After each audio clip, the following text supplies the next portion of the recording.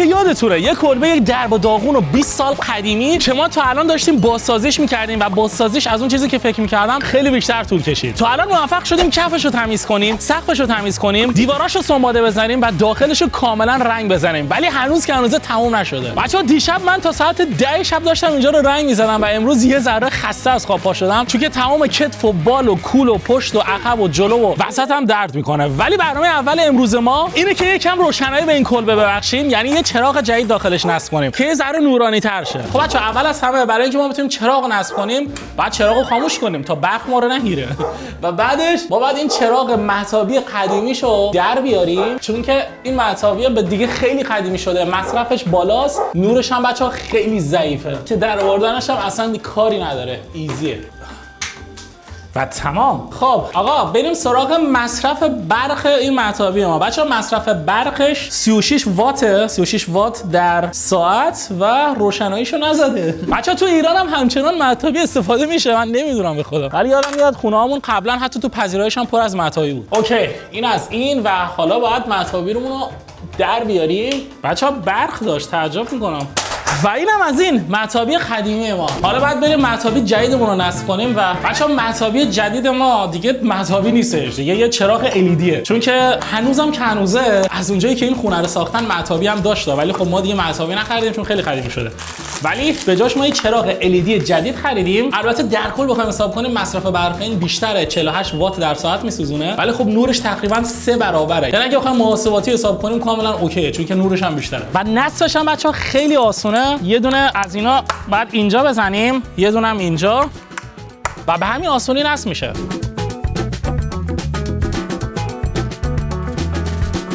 اول از همه ما این پایه‌های مهتاب قدیمی رو در میاریم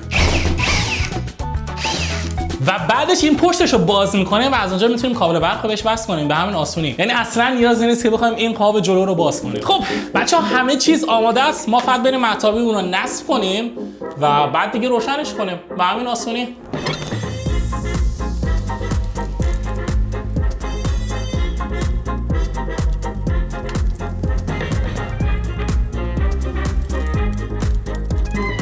بچه از اونجایی که ما دیروز این کلبه رو رنگ زدیم و هنوز این لامپ بالا بود، من زیر لامپ درست نتونستم رنگ بزنم و واسه همین یه لایه رنگ الان بزنیم که اینجا هم دیگه کاملا پوشیده شه و بعد چراغ جدید رو روش نصب کنیم. مطمئنم از چراغ جدید خیلی خوشتون میاد، خیلی خفنه. خب حالا بریم سراغ نصب پایه ها.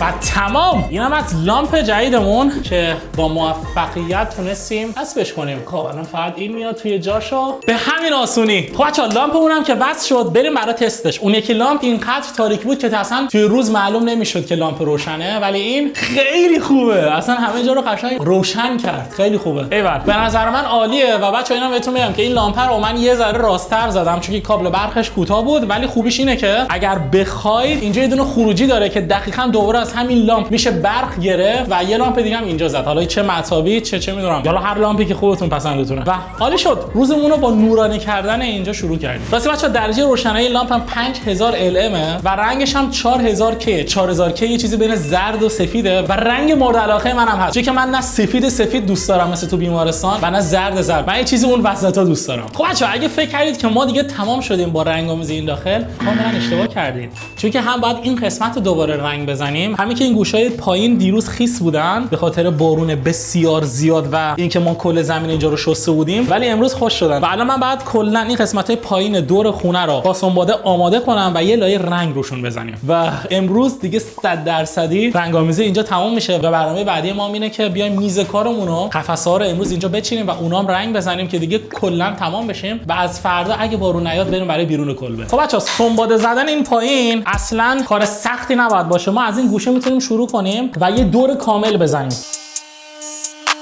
اوکی. یه مشکل اساسی که ما اینجا داریم اینه که این پایین همچنان یه ذره نم داره و باعث میشه که این خرده چوبا یه ذره بچسبن به برگ سنباده ما و این خیلی بده. اصلا اینجوری نمیشه سنباده زد. اصلا درم دیگه نمیان. یعنی بهترین تایم برای بازسازی اینجا توی تابستون بوده. یا همه جا خشکه، ولی خب تابستون اینجا همش بارون میاد. خیلی بده. Alligators look like echo. Everything I do, they echo. Big facts, my bank on big man. My drip too wet, that spit can. بریم برگ سنباده‌مون رو عوض کنیم. یعنی 2 متر باهاش زدیم خراب شد.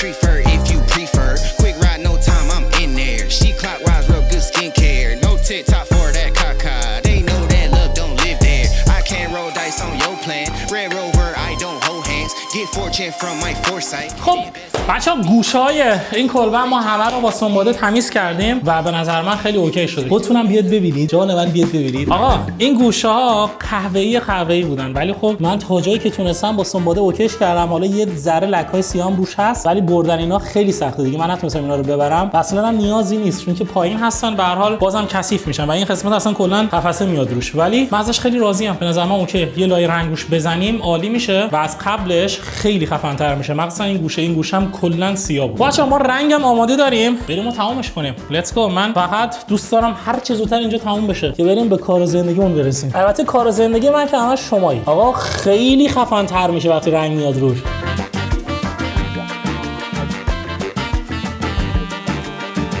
حالا این گوشه و 50% کار ما تمام. چقدر سریع این قسمت. دیگه از بس من رنگ زدم که استاد شدم برای خودم قشنگ. واقعا میتونم برم جای باب مارلی رو بگیرم.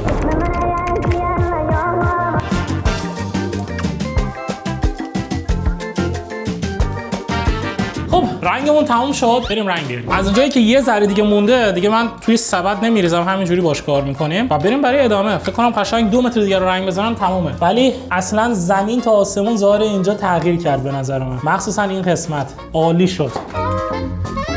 فقط یه کوچولو دیگه مونده که اونم بزنیم دیگه تمومیم. خب بریم سراغ قسمت ورودی و بعدش دیگه تمامیم. کاملا تمامیم.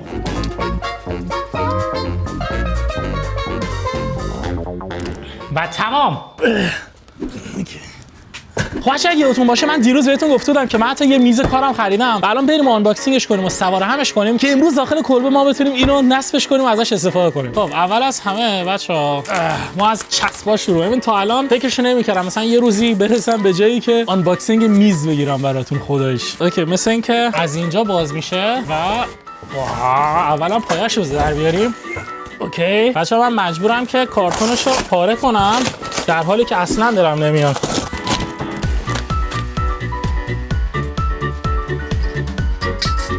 و به آقا این میزه قطرش خیلی زیاده و مخصوص کاره، واسه همینه که من گرفتمش. خیلی ضخیمه، خیلی خوبه و روش همه کارو میشه کرد. قیمتش هم به نظر من عالی بود. 75 یورو من بابت این پول دادم. خب آقا سوار کردن این میزه خیلی آسونه. حتی از قبلم چند تا 3 تا سوراخ این و 3 تا سوراخ اون ور گذاشتن که ما خیلی راحت بتونیم پایه‌ها رو بهش نصب کنیم. من فقط باید سری پیچا رو جدا کنم و پایه‌ها رو نصب کنیم و تمام. همین آسونه.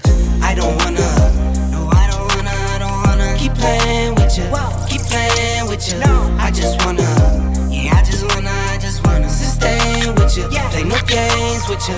You're the apple in my eye, every time make you leave me. و تمام. اینم از میز ما. بچه‌ها خیلی میز خفن و باحالیه و مخصوص کارهای سنگینه و میگن تا 200 کیلو وزن تحمل میکنه. حتی 2 تا از این پایه‌ها برامون دادن که این پشت سوار میشه به صورت ضربه‌داری تا این میز اینجوری تکون نخوره. ولی خب از اونجایی که من این میز رو میخوام بچسبونم به دیوار نیاز به این پایه‌ها دیگه نداریم، چون که از این پایین و از اون پایین میچسبونش مستقیم به دیوار کلبه که سفت بشه و دیگه نیاز به این پایه‌ها نیست.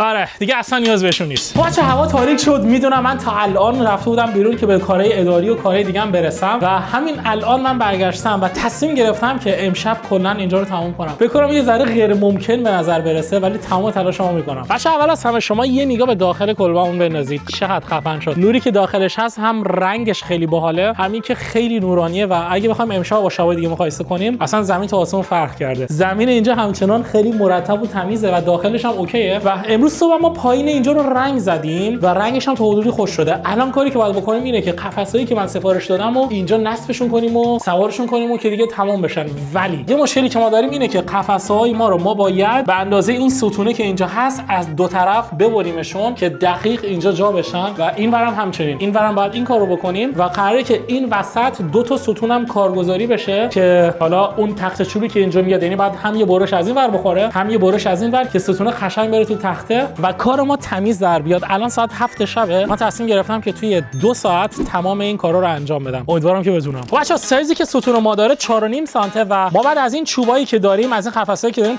4.5 سانت از گوشش از هر دو طرف ببریم و من میخوام برای امتحانی روی یکی از این چوبایی که اضافه هست این کارو انجام بدم. بعد امیدوارم که بتونم دقیق کار کنم. اگه نتونم دیگه دهنم سرویس واقعا. یه بعد بدم یه نجار این کارو برام انجام بده چون دوست دارم خیلی تمیز در بیاد. اوکی 4.5 میشه اینور. از این ور اگه بخوایم 4.5 کم کنیم که میشه اینجا و اینجا. اوکی عالی. و اینم از خطکش ما که خیلی دقیق تره. اوکی بچه‌ها سایزمون هم کشیدیم هر دو طرف 4.5 سانت و برای تستش من یه دونه از این اره‌ها دارم که باتری نداره. حواسم نبود باتری نداره. من یه دونه از این اره‌های همه کاره خریدم که با این میشه همه کار کرد. همه چیزو میشه با این برید. فقط امیدوارم که بتونم اینو خیلی صاف ببرم که کارمونم راه بیفته. اوکی لیتس گو. بهتره که صاف بذارمش.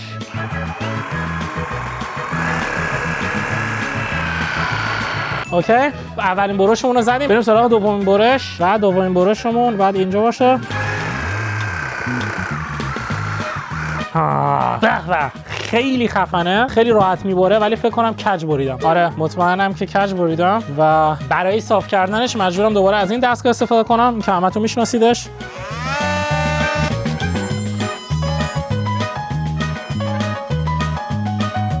اوکی فکر کنم بعد از این ویدیو همتون از دست من ناامید شید. واقعا راضی میگم چون که ریدم. آقا خودتون ببینید. بچا خدای قضاوتش با شما. اولین بار بود که داشتم انجام میدادم. دقیقاً اینجوری شد. من راضی نیستم چون که من میگم باید خیلی تمیزتر میتونستم درش بیارم. یه ذره کج و کوله شده و من خودم به شخصه راضی نیستم. ولی خب چوبایی که ما داریم همگی طولشون تقریبا 1 متر یعنی تا اینجا میان و این فقط تستی بود. البته اگه برعکس هم بذاریمش بازم همونه. و اوکی این از اولین چوبی که ما بریدیم. هنوز کلی چوب داریم برای بریدن. حداقل 1 2 تا 3 تا 4 تا 8 تا چوب بعد ببریم. لیتس گو.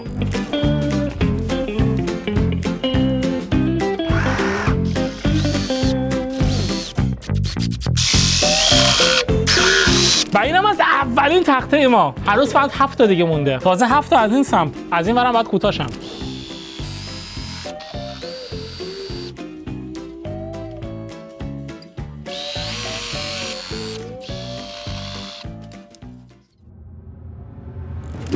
بچه‌ها یه آپدیت جدید دادن. آقا اینم از قفس‌های ما. ردیف پایین و بالا رو زدیم. بچه‌ها از بیرون ببینید زمین تا آسمون فرق داره. خیلی خفنه. و اینم بهتون بگم که یه کوچولو اونجایی که من فکرشو می‌کردم نشد. یه ذره مثلا کج و کوله در اومده. در حد چند میلیمتر ولی در کل من ازش راضی‌ام. یا که بچه‌ها ستون ما کاملا محکمه.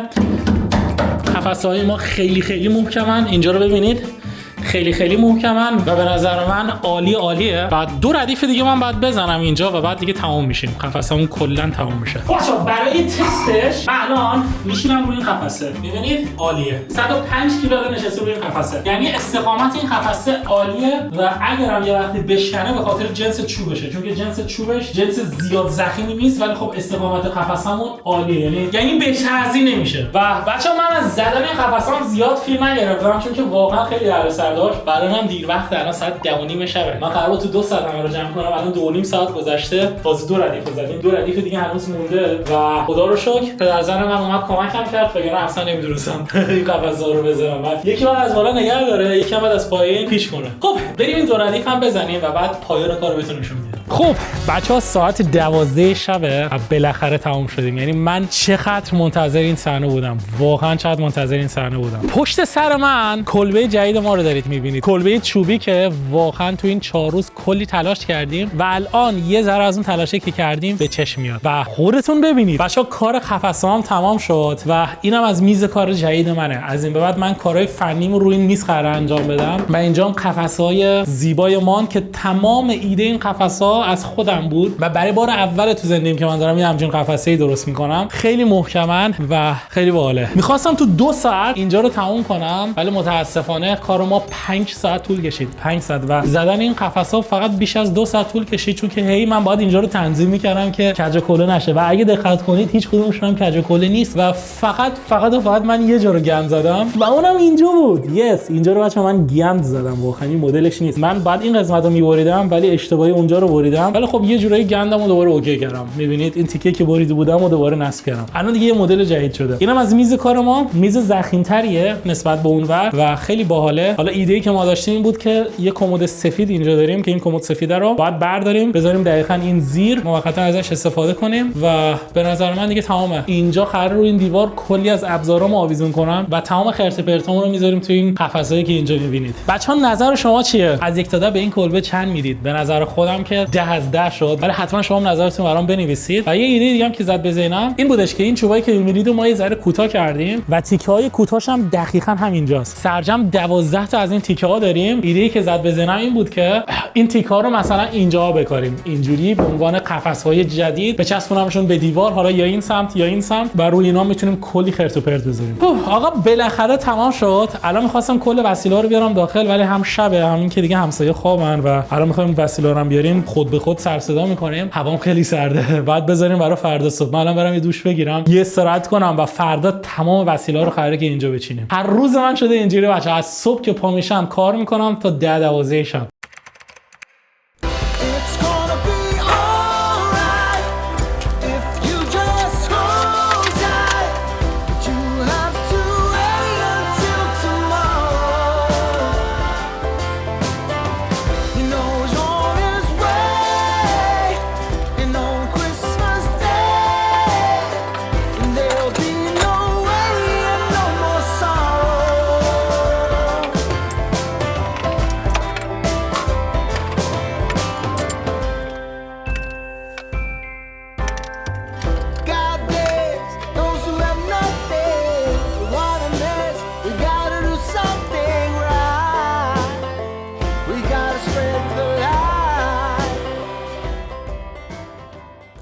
بچه‌ها همینجوری که دارید میشنوید یه بارون خیلی شدید اومده و خدا رو شکر کار ما هم تمام شد. بچه‌ها من تا جایی که تونستم این قسمت رو تمیز کردم و همه چیز آماده کردیم و این کمدی که اینجا می‌بینید ما تصمیم گرفتیم که بندازیمش دور، چون که اصلا به دیزاین داخل نمیاد و الان دارم این کمدو تیکه تیکه می‌کنم که کم کم با ماشین ببرم بندازمش دور. شایدم آتیشش بزنم، یه کشوش هم آتیش زدم، ولی چون که رنگ روشه دودی که داره دودش خیلی بده و برای سلامتی اصلا خوب نیست. وای قیافه رو بچه‌ها خیلی بده، اصلا من دوست ندارم آتیشش بزنم، میرم میندازمش دور بهتره. حالا بریم سراغ ویدیو پایانی. داخل کلبه بالاخره تمام شد و من مجبور شدم حتی شلوارم هم عوض کنم، چون که توی پارت 2 خیلی به شلوار من گیر داده بودید و من کامنت رو خوندم جر خوردم از خنده. آقا این شما و اینم از کلبه و زحمت 5 روز من. البته من تنها نبودم و یس آقا بهترین حس دنیا حسیه که وقتی که میبینی یه چیز قدیمی رو بازسازی کردی و نو شده. خودتون ببینید بچه‌ها، این همون تیکه از کلبه ما بود که کاملا به هم ریخته بود، کاملا بی‌نظم بود و تمام این قسمت با آتاشخال و کمد و چرت و پرت پر شده بود. اینجا تونستیم قفسه بزنیم، دقیقاً 15 تا قفسه که تمام وسیله‌هامون مرتب این پشت باشه. این دیوار رو برای ابزارامون استفاده کردیم که کل ابزارامو من بتونم به ترتیب اینجا بچینم و خیلی راحت بتونم ابزارامو استفاده کنم. و بچه‌ها این قسمت محل کار من خواهد بود از این به بعد. این میز جدیدمونه و حتی این میز بچه‌ها من رنگش هم کردم که خوشگل بشه و اینجا از این به بعد محل کار من خواهد بود. یعنی من اینجا وای میسم، به کارام میرسم و تمام ابزارهایم که من نیاز دارم جلوی من هستش. و